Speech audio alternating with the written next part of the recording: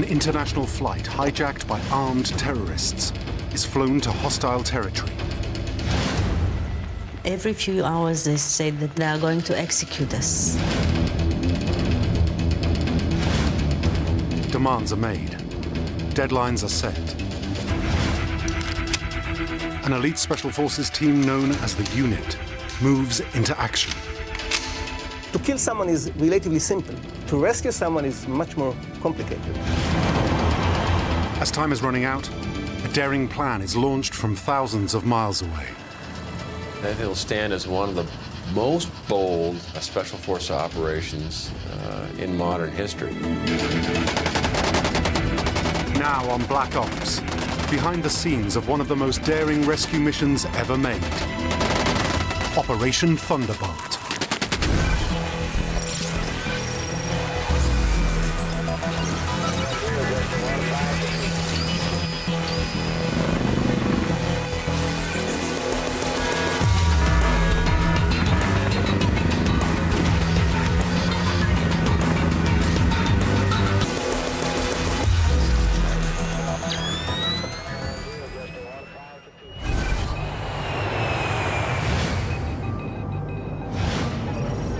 Air France Flight 139 from Tel Aviv to Paris makes a stopover in Athens. On board the airplane are 248 passengers and crew members. I was putting nail polish on my nails, and we were talking to the girl sitting in front of us. I didn't suspect anything. Shortly after takeoff, terrorists storm the cockpit. One of them takes over the radio and announces the flight is hijacked. No one knows where it's headed. In Jerusalem, a routine cabinet meeting is interrupted, and the message is delivered to Prime Minister Yitzhak Rabin. Defense Minister Shimon Peres is also getting the news. My aide came in and handed me a very small piece of information that said that an Air France plane was hijacked. Good evening. An Air France jet was hijacked by Palestinian guerrillas today. The hijacking of Flight 139 is just the latest in a string of terrorist attacks targeting Israeli citizens. 4 years earlier, in 1972, 11 Israeli athletes were killed in an attack on their compound at the Munich Olympics.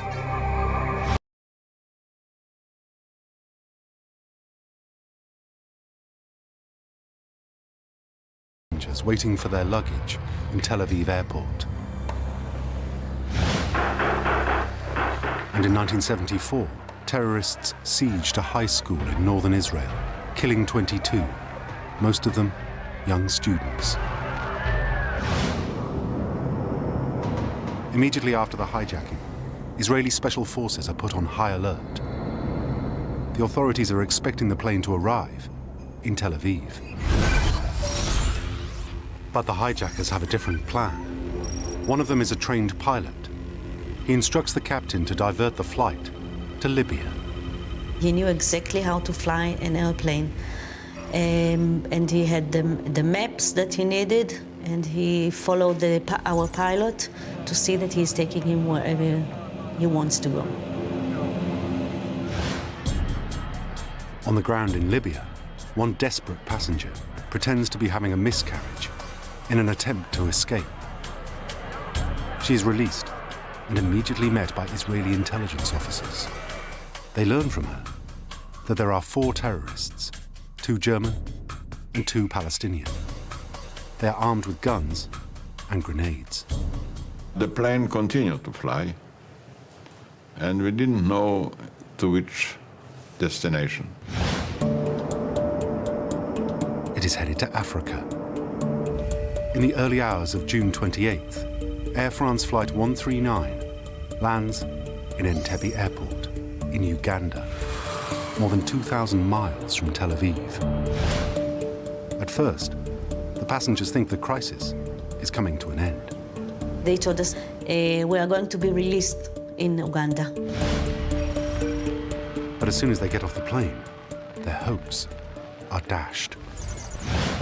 There were 2 rows of Ugandan soldiers standing with guns, and we were in the middle, and they led us into the terminal of Entebbe. That was the second very big shock. We were sure that we are free to go. And then we saw that lots of Ugandan soldiers are waiting for us there, and 6 more terrorists were waiting for us there. Instead of being released, they are led to an unused terminal in Entebbe airport. They told us that we are going to stay there, and later they brought us mattresses and blankets.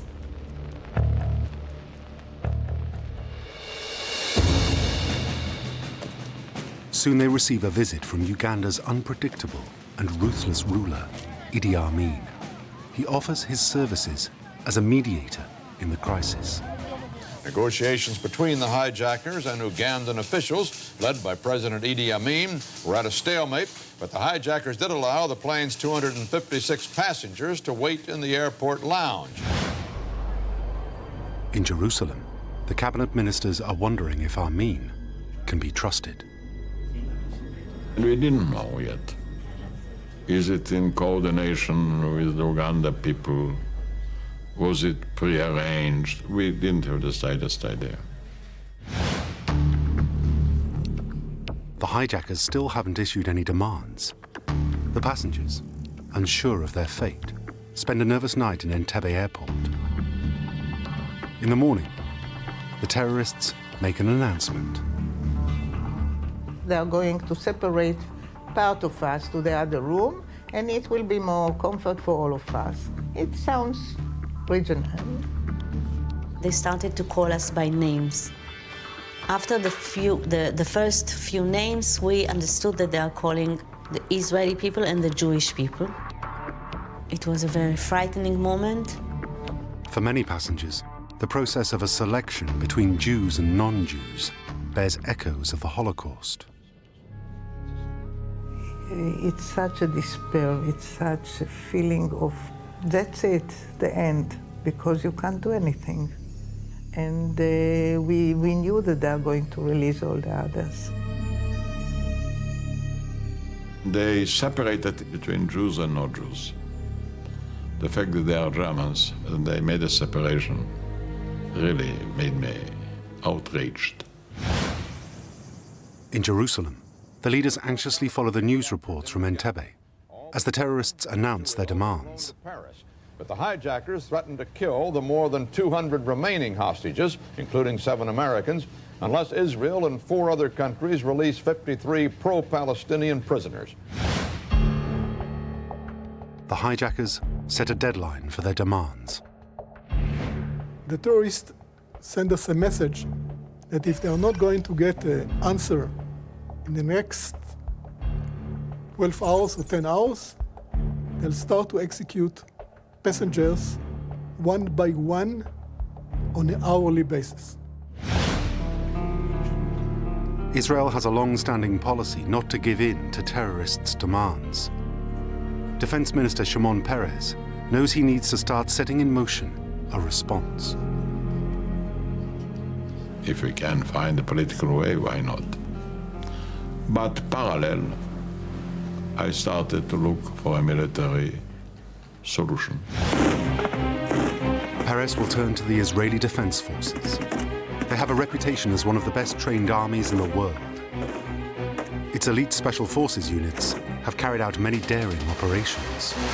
They had a force that was capable. The consequence of them failing, I think, was great. The consequence of the success was even greater. But Uganda is 2,000 miles away. Staging a rescue mission so far from home and under such a tight deadline seems impossible. The Israeli leaders are trying to devise a response, but they desperately need more time.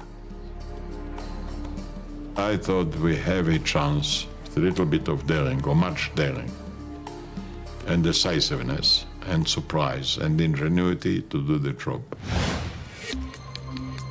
Any operation would be extremely risky. This was a push for an emerging country. It happened at a period of time where you had an emerging nation whose destiny was uncertain. The intelligence available is minimal. They don't know how many terrorists are involved, or if they have the backing of the Ugandan army. They could be facing thousands in hostile and unfamiliar territory. But Defense Minister Perez is pushing for a plan. The first I called in was the commander of the Air Force, who I like very much. I called in the other young commanders. They says, look, we have to look at the map. We have to check where are the radar stations. How can we land?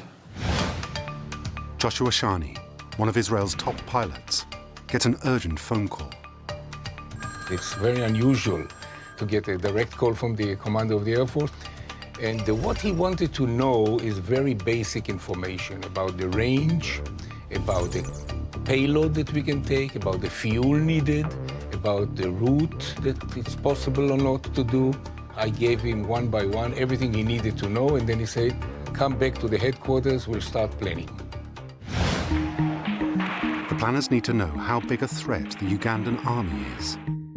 They turn to Muki Betsa, a commander with Israeli special forces, who knows the African forces well.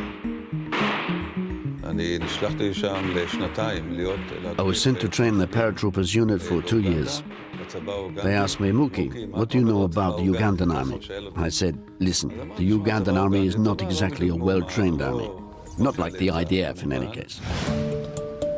The planning group considers several options. One involves dropping boats and a parachute force into Lake Victoria by Entebbe. We've tested parachuting into Lake Victoria, but we didn't have any experience with such things. Our Navy SEALs tried it, and the boats exploded. Technically, we did not do well in the exercise. That one boat was blown up, and it was kind of, and the second round was better, but say 50% is not good enough for an operation like this. The Prime Minister sends them back to work. And he did not approve that operation. He thought it will be very risky, and it was not a wise plan. Some of the military people were very disappointed that that plan was not approved. And he stated, I want another plan as soon as possible. And he set specific guidelines to the plan. The risks of a failed operation start to sink in. I thought if it will fail, it will be a boost to all terrorists. It will be a shame for Israel. It will make our army look as a second-rate army. Meanwhile, the government is under enormous pressure from the families of the hostages to give in to the terrorists' demands. The Prime Minister saw a representative group and revealed that the government had decided to negotiate with the hijackers to secure the release of all of the hostages and was ready to release some terrorists held in Israeli jails in return.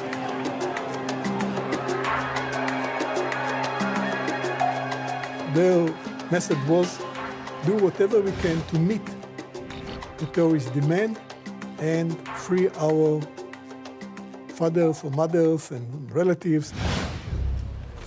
Secretly, the military planners work according to the new guidelines set by the Prime Minister. One, it should be a complete surprise. B, the time that planes will land and the military operation will start should be limited to a specific number of minutes. But they still don't have a plan of action. It's decided to try to pressure Idi Amin to solve the crisis one more time. An old Israeli friend of the Ugandan president calls him. So he called him early morning. He said, you remember you told me once that your mother told you to help the people of Jerusalem. And that's your chance. Those people that are being kept in your terminal are your guests. But if you will not take good care of them, you might pay a price for it. The calls convince Israeli leaders that their only remaining option is a daring military raid. But negotiating may allow them to buy more time to solve their big problem. The planners are hampered by a lack of intelligence. We got Super 8 films and photographs. They gave us information about the distances. We were watching TV. Amin was coming in every evening to see them. So intelligence was coming in slowly, but this wasn't operational intelligence. On Wednesday, less than 24 hours before the deadline they've set for executions expires, the hijackers release the non-Israeli hostages and allow them to fly back to Paris. It's their first mistake. We send a team to Paris to interview them. Find out as much as we can details of what is taking place at the terminal. This is a critical breakthrough.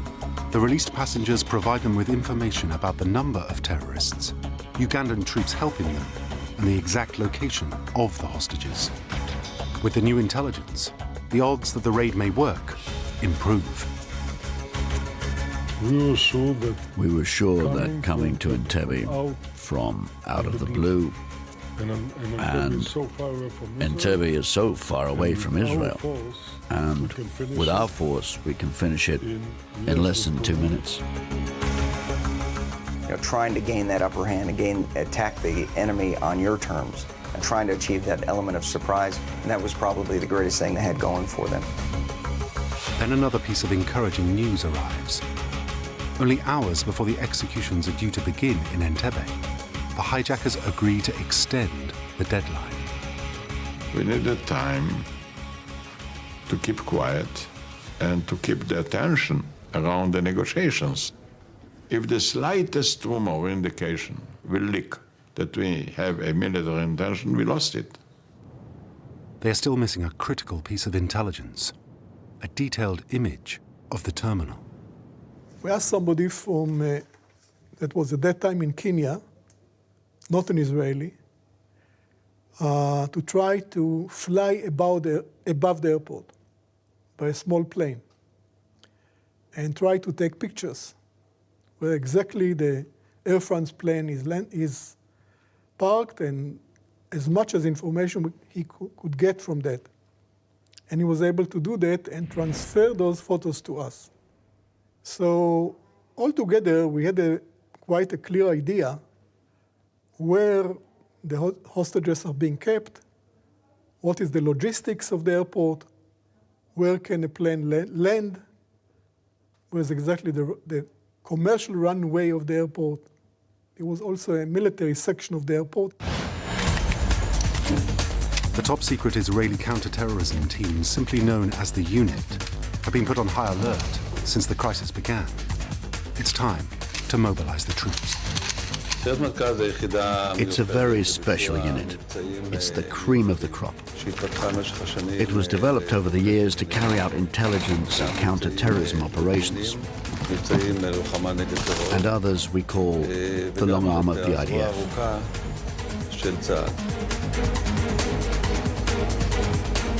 The unit has built its mystique by carrying out the most daring missions, operating behind enemy lines and rescuing hostages. It has this significant reputation because it took part in many special operations. Like other Black Ops units around the world, the unit's operators have to go through a grueling selection camp to join. The few who pass it are invited to join the team. The first and foremost attribute or feature is determination. The operators need a combination of skills: physical ability, intelligence, good technical skills, and social skills, because it's teamwork. Only a few of the unit's operations have ever been made public. Among them, rescuing hostages from terrorists who hijacked a Sabina airline flight in 1972. When the plane arrived in Tel Aviv, the troops pretended to be technicians coming to fix the plane. They then stormed it and rescued all the passengers.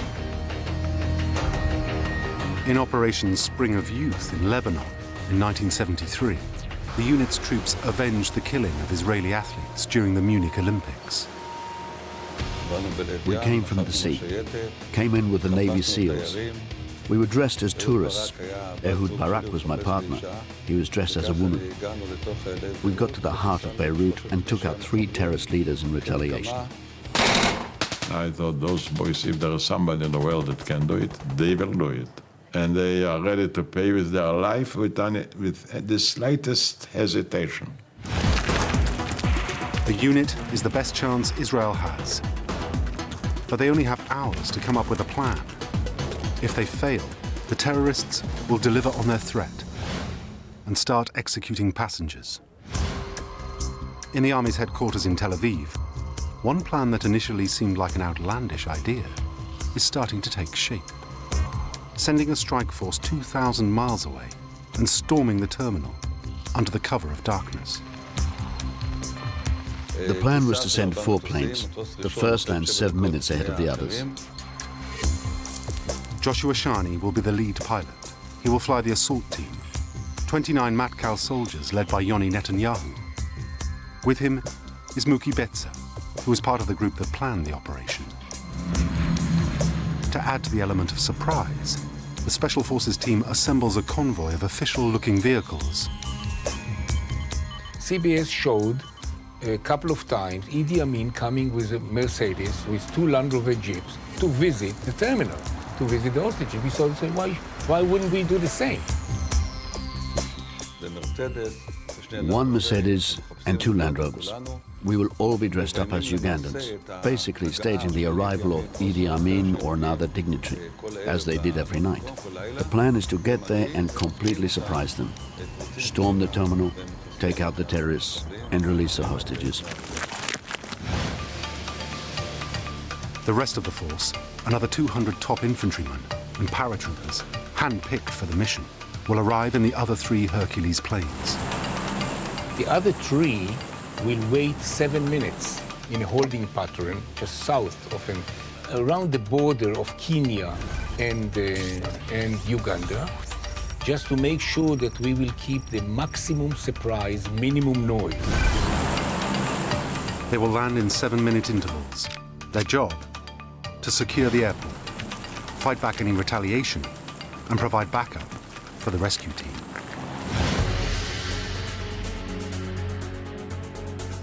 The unit's senior operators are assembled. Amir Offer is at home, just days before finishing his mandatory service with the unit.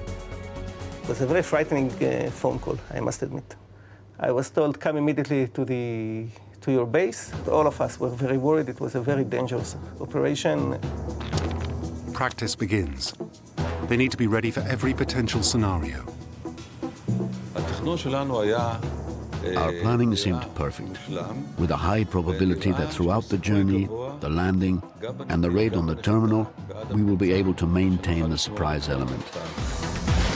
Israel's leaders and top military commanders are invited to observe a dress rehearsal on an improvised model of the terminal. When you decide an operation, you have to take a risk. The question is it a reasonable risk? I wouldn't do it to commit suicide.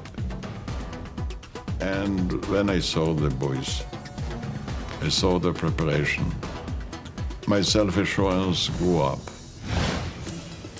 At the end of the rehearsal, the Chief of Staff wants to know what are their chances of succeeding. He collected all the commanders together after the rehearsal. He asked each of us to say if we believe in the plan or not. All of us said that 70 to 80% it would fail. But we decided to go. When you have the type of well-trained personnel and some of the ground forces are exceptionally well-trained, you do what you have to do in order to, to accomplish the mission. The hijackers' new deadline is approaching fast. Perez, the Minister of Defense, needs to convince Prime Minister Yitzhak Rabin to green light the risky operation. He struggled with that decision for a day and a night. He told me that he hardly slept. I wanted to carry out the mission. I wanted to do it. I saw that it's possible. I wanted to be a part of it. And I was very anxious to get airborne and get out and do it. And we were sitting there waiting for an approval. 5 days into the crisis, on Friday, encouraged by the latest developments, Rabin, who was a former general, is persuaded. He accompanied me to the elevators and said to me, Amos, if the military operation will fail, and the chances are 50-50, I will resign the following day. Prime Minister Rabin wants the entire government to sign off on what has been until now a secret plan. As time is running out, 200 of Israel's top fighters are taking off to Africa, ready to carry out the daring rescue raid now codenamed Operation Thunderbolt. The final go or no-go will be given while they are in the air. We took off to the mission without the final approval of the government. The assault teams had less than 24 hours to prepare before changing to Ugandan uniforms, their operational disguise as they attempt to pass themselves off as an official escort to Idi Amin's motorcade. I was totally sure that no one will approve the operation. It will be cancelled within a few hours. It was too risky, too far. It was a crazy operation. The troops are getting a quick last-minute briefing. Yoni Netanyahu, which was our commander, explained that we have a very short time to prepare the operation. Therefore, we will not discuss any activities of other forces. He just told each one of us what's a specific role of each squad. Meanwhile, in Jerusalem, an emergency cabinet meeting is called. Unless all ministers approve the plan, the troops will be called back. The Hercules planes have been in the air for nearly 2 hours when a message arrives. Operation Thunderbolt is a go. Given that the consequence of both failure and success for the state of Israel, I think it was a very, very tough call, but it was one they had to make. In Entebbe, for the hostages, the situation seems hopeless. We couldn't even, for 1%, think that the Israelis are coming to save us there. No way. We didn't know what's going on in Israel. Nobody was talking to us. The deadline for executions to begin approaches. Every few hours they said that they are going to execute us, each and every one of us. I remember that my thought was I would like to be one of the first because I couldn't think seeing the others being killed. It was despairing, not giving any hope. The 4 Hercules planes head north, then turn south, flying over the Red Sea and over to Africa. In the cockpit, lead pilot Joshua Shani feels the burden of responsibility. The fear was from failure, real fear, big fear. 29 years old, it's all on my shoulder, and if I screw it up, this is a national disaster. The journey is some 2,200 miles long, and it involves crossing hostile airspace. If detected, they could be shot down. We kept radio silence because we didn't want anybody from the enemy countries next to us to listen. To avoid getting detected, they fly as low as only 100 feet above the sea, making the journey a rough one. Even so, some of the troops use the time to prepare. I loaded my AK-47 and I opened the safety pin, and my friend who was sitting beside me shouted at me, "You are not supposed to open your safety pin to load the weapon within a plane." I told him, "Shut up, this is a real war." Others, like Martin Velani, the operation's deputy commander, and Yoni Netanyahu, the unit's commander, managed to catch a few minutes of sleep. Both of us occupied this bed. with full gear and weapons. We tried to sleep. It's a long flight. I found very difficult to understand how a guy that's going to storm and his chances to get killed are 50% can sleep like a baby. And he did sleep like a baby.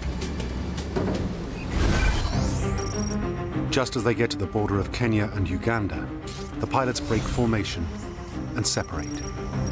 Shani, carrying the attack force, continues directly towards Entebbe, while the others reach the airport from another direction. The aim is to time their arrival to maximize the potential surprise.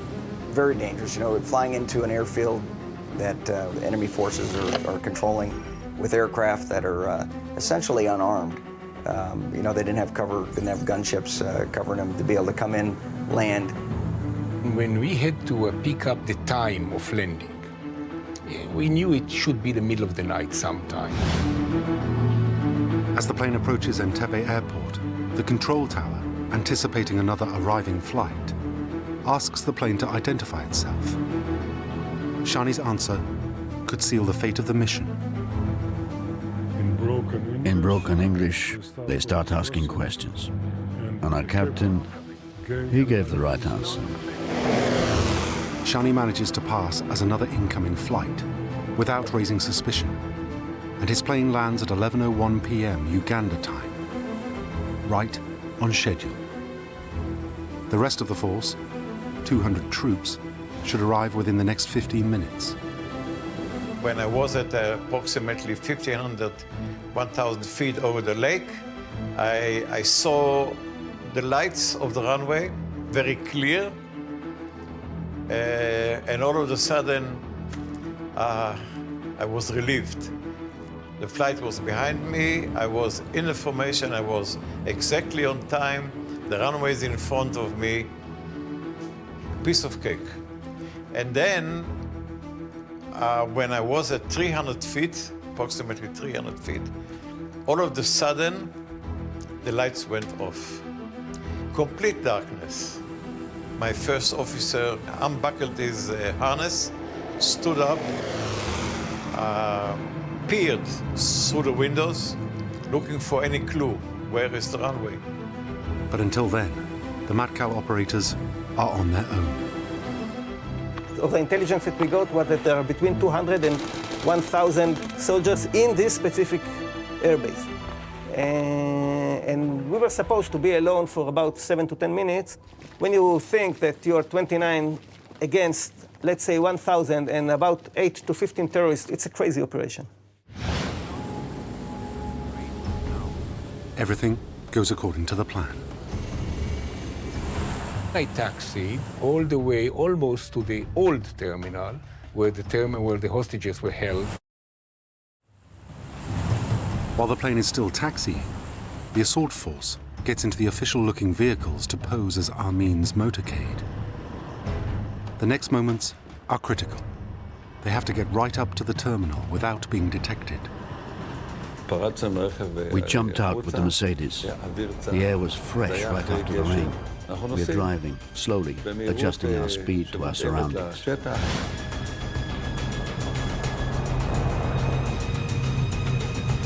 In the Mercedes are Betzer and Netanyahu, the commanders of the assault. Behind, the rest of the force in Land Rovers, pretending to be an official escort. I remember these two feelings. One is a feeling of terrible loneliness, and the second is that I saw 29 shadows of people or soldiers holding their weapons in the darkness. And I thought to myself, how many of these will stay alive in 5 minutes? The success of the entire operation depends on maintaining the surprise, and on no one daring to stop the president's convoy.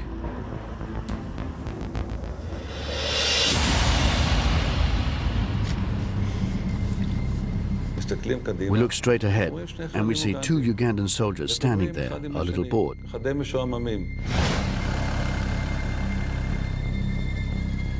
The troops have only seconds to react. The guy yells, "Advance!" I tell Yoni, forget it, it's routine. but he hesitates for a second and then says, "Take them out."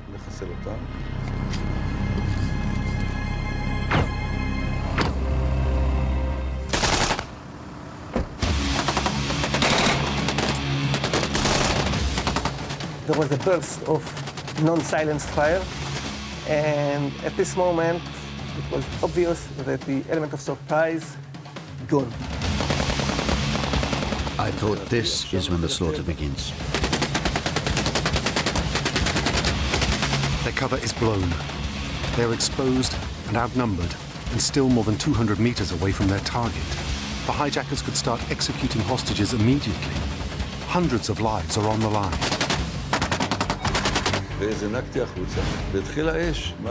We jumped off and started running. And as we are running, a Ugandan soldier opens fire right above us.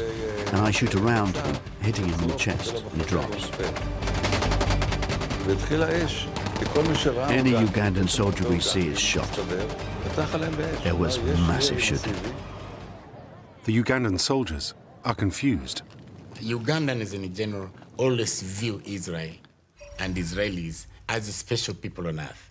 And any confrontation with them is as if you are confronting children, special children of God. So in that view, our soldiers were saying, the children of God has come. So anything to do with God to Ugandans, that was beyond human control. Inside the terminal, the hostages are terrified. They don't know who is shooting or why. I thought the terrorists will shoot, the Ugandan soldiers will shoot, and we will be dead in a few minutes.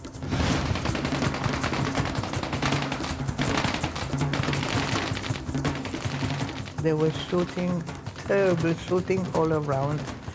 Noises, shouting, lights, everything. We were sure that that's the end. It comes now.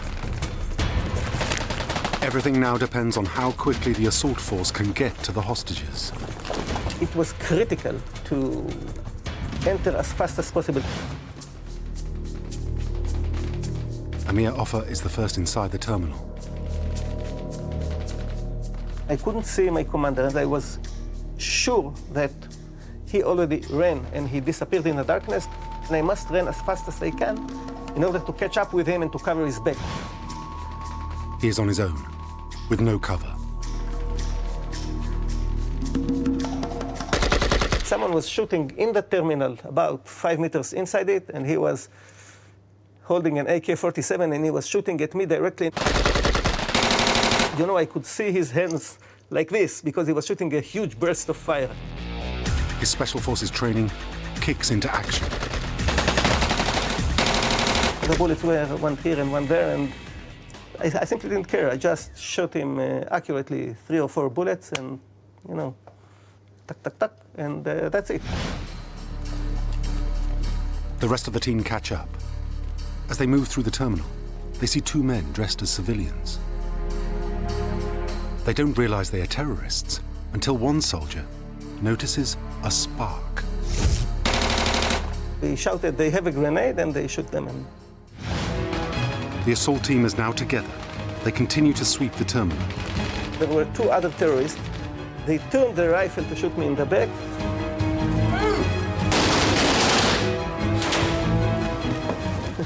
Within 5 seconds, I was supposed to die twice.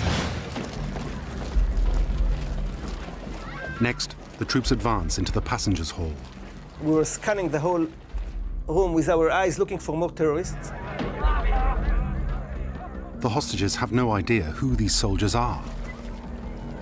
It was very frightening moments. It looks like hours.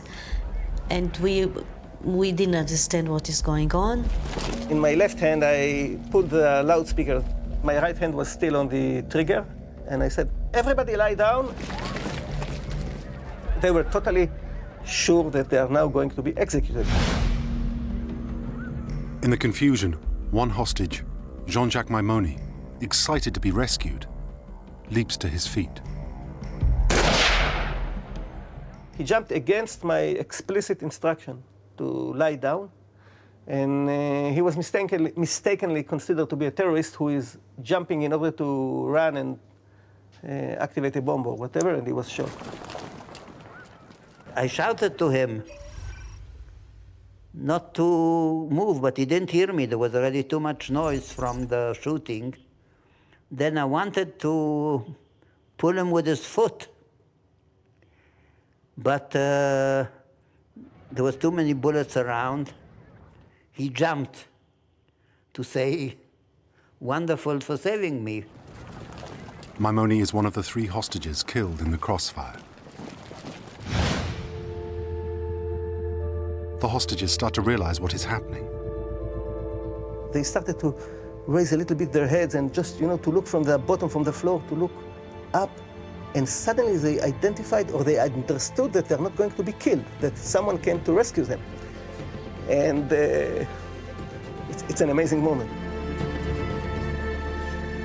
It's like if there was an angel coming out of the sky. It was such a surprise.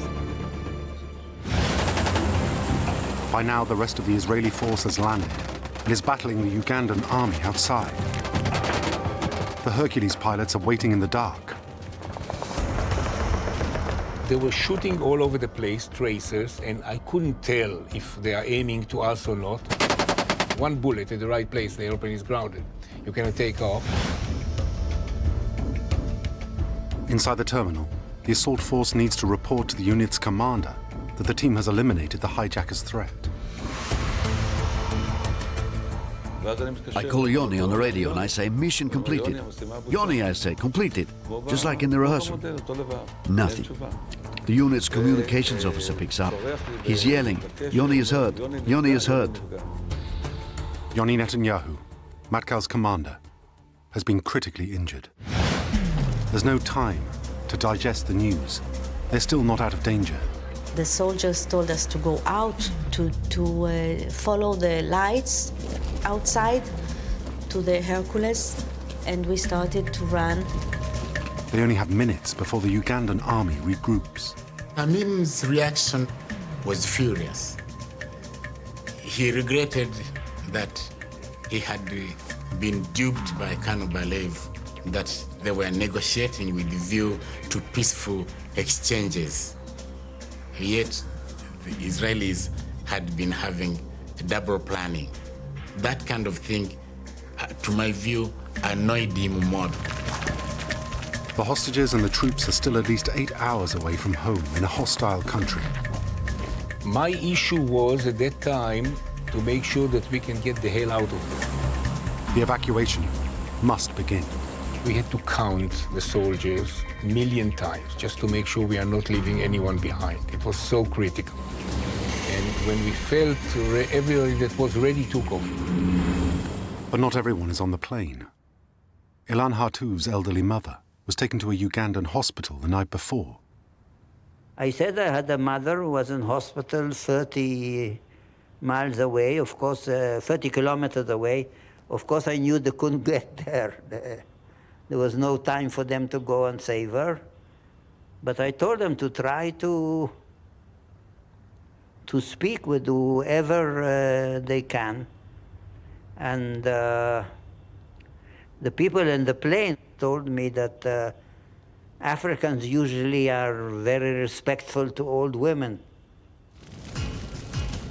The Israeli force needs to make sure they can't be pursued by the Ugandan army. A demolition team moves in to destroy the entire fleet of MiG fighter planes.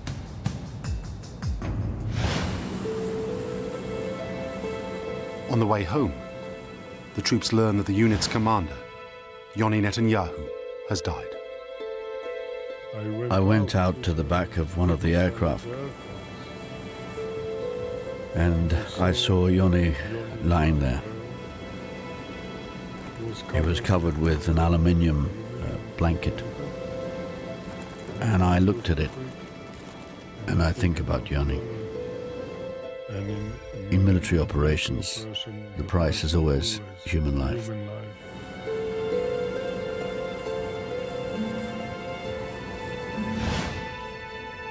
"2,000 miles away, the government in Jerusalem is waiting for an update. I was at my office. It was, I think, 12 o'clock at night. That was the first time that the silence was broken.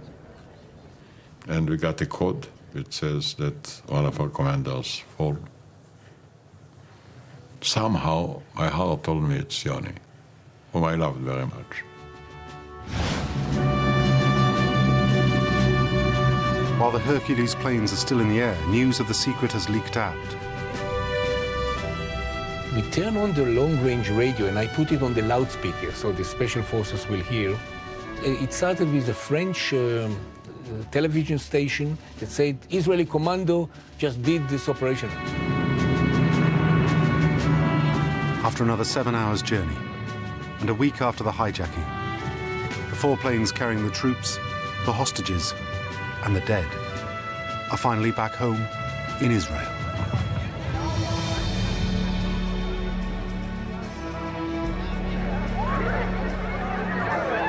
Everybody, all our friends, all of them were there. It was unbelievable. I thought that the whole country is waiting for us in the airport. Lots and lots and lots of people.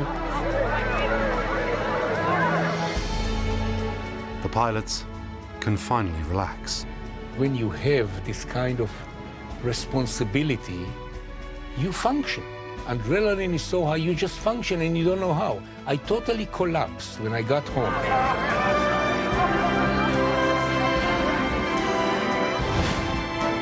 But Matkal, the secret Black Ops unit, cannot take part in the celebrations. For many years to come, its missions and the operators who carried them out will remain in the shadows. We were isolated and taken aside because it was top secret at the time.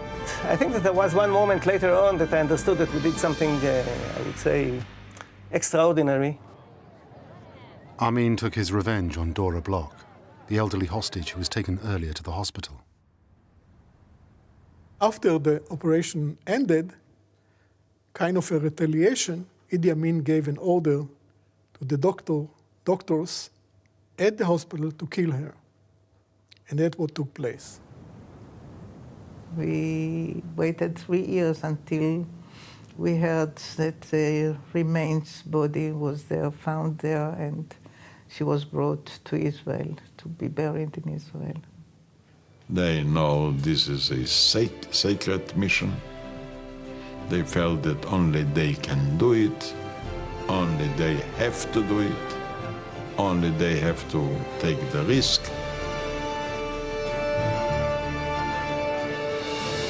It was not God that worked overtime. It was just we did a good job like we were expected to do. The daring raid and the courage of the troops who carried it out would be studied by forces all around the world and serve as a model for what special ops teams could achieve. The Israelis' overwhelming retaliation to the hijackers is an early international victory in the war on terrorism.